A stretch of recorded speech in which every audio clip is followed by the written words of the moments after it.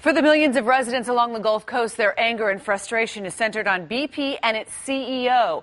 But just who is BP's top guy? It's Tony Hayward, the British boss, who on one hand struggling to save his company's reputation and stop the oil leak, while on the other fending off insults from President Obama. The two men, they've never met. But just this week, you remember, the president said he'd fire Hayward for making one gaffe after the other. There's no one who wants this thing over more than I do. I'd like my life back.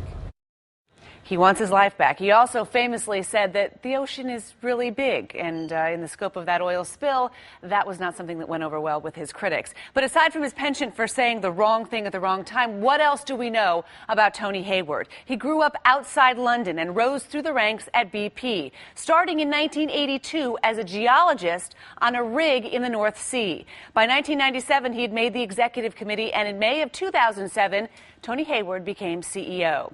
Now, the life Hayward wants back. He earned $6 million last year. That was an increase from the previous year. That includes bonus and options. It's a nice haul on paper, but it wouldn't land him in the top 100 highly paid CEOs here in the U.S.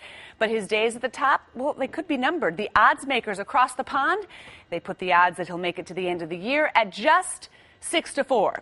Even worse, the company's stock price down 16% yesterday to a 14-year low, $29.20 a share, which means since the oil spill began, BP has lost half its market value, or a staggering $95 billion.